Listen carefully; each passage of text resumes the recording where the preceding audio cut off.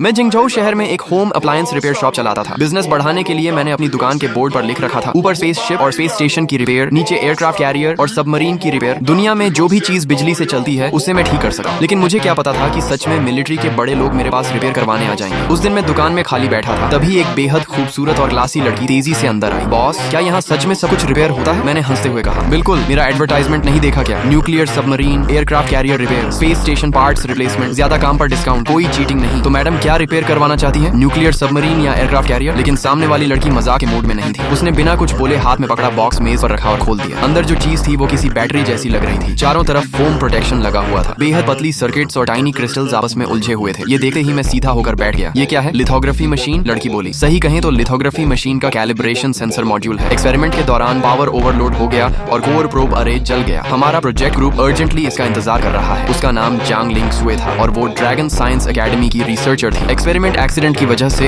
Equipment damage हो गया था और पूरा प्रोजेक्ट रुक गया था। देश की कई प्रोफेशनल इंस्टीट्यूशन साफ बोल चुकी थी कि शॉर्ट टाइम में इसे रिपेयर करना इम्पॉसिबल है। मजबूरी में वो मेरी छोटी सी रिपेयर शॉप में किस्मत आजमाने आई थी। मैंने कहा, मैडम कहीं गलत जगह तो नहीं आ गई? ये होम अप्लायंस रिपेयर शॉप है, शायद बगल वाली हार्डवेयर शॉप ट्राई कर लो। जांग लिंग शुए ने मेरी तरफ ऐसे देखा जैसे मैं बिल्कुल गंवार हूँ और उसकी आखिरी उम्मीद भी टूट गई। उसने लंबी सांस ली, बॉक्स उठाया और जाने लगा। आखिर जब देश की प्रोफेशनल इंस्टीट्यूशंस ही रिपेयर नहीं करवाई तो एक होम अप्लायंस रिपेयर वाला क्या कर लेगा? लेकिन तभी मैंने मजाक छोड़ दिया। 6 महीने पहले मैं इस दुनिया में ट्रांसमाइग्रेट होकर आया था। इस रिपेयर शॉप का मालिक बना और मुझे वायरलेस रिपेयर सिस्टम भी मिला। इन महीनों में मैंने कई अजीब चीजें देखी, लेकिन इतनी वैल्यूएबल चीज पहली बार मिली थी। लिथोग्राफी मशीन जैसी हाईटेक चीज तो जैकपॉट है। मैंने मॉड्यूल देकर कहा, ये C7 मॉडल लिथोग्राफी मशीन है ना? जांग लिंग शुए तुरंत रुके। तुम्हें मॉडल कैसे पता? मैंने पूछा। इम्पैक्ट पीक वैल्यू कितनी थी? कितने नैनो सेकंड्स तक चली? प्रोब अरे के अलावा और कुछ डैमेज हुआ? जांग लिंग शुए की सांसें रुक गईं। उसे यकीन नहीं हो रहा था कि एक होम अप्लायंस रिपेयर वाला इतने प्रोफेशनल सवाल पूछ सकता है। ये सारी जानकारी टॉप सीक्रेट थी। उसने कहा, पीक वैल्यू नॉर्मल पावर से 15 गुना थी। इम्पैक्ट टाइम लगभग 3 से 5 नैनो सेकंड और बाकी कंपोनेंट सेल्फ चेक में नॉर्मल है। मैंने सिर हिलाया। रिपेयर हो जाएगा लेकिन सस्ता नहीं पड़ेगा। वो तुरंत बोली, पैसे की चिंता मत करो, बस रिपेयर कर दो, मैं तुरंत फंडिंग अप्लाई कर दूंगी। मैंने मुस्कुराकर 5 उंगलियां दिखाई। वो दांत भींच कर बोली, ठीक है 5 मिलियन ही सही। मैं हैरान होकर बोला, तुम सोच क्या रही हो? 5 मिलियन नहीं, 500 युएन। बार्गेन नहीं होगा? तुम्हारी चीज रिपेयर करने में बिजली बहुत लगती है। जांग लिंग शुए पूरी तरह शॉक हो गई। उसे लगा उसकी पूरी दुनिया उलट गई। उसने तुरंत फोन निकाला और पेमेंट कर दी। Payment receive 500 UN. मैं मुस्कुराया, गोल्डन पैडेड ग्लव्स पहने, मेज पर साफ सफेद कपड़ा बिछाया और मॉड्यूल को सावधानी से बाहर निकाला। तभी मेरे सामने सिस्टम इंफॉर्मेशन आ गई। Repairable item detected, C7 lithography machine calibration module, damage level 88%, repair plan analysed. मैंने डस्टी शेल्फ से एक मिलिट्री ग्रीन बॉक्स निकाला। बॉक्स खुलते ही जांग लिंग शुए की आंखें फटी रह गईं। ये सब क्या है? उसे लगा था मेरे पास कोई सीक्रेट हाईटेक वेपन होगा, लेकिन अंदर थे एक अजीब मॉडिफाइड सोल्डरिंग आयरन, एक नॉर्मल हीट गन और बाकी टूल्स तो ऐसे लग रहे थे जैसे किचन मिक्सर या गार्बेज से उठाए गए जंक हों। वो घबराकर बोली,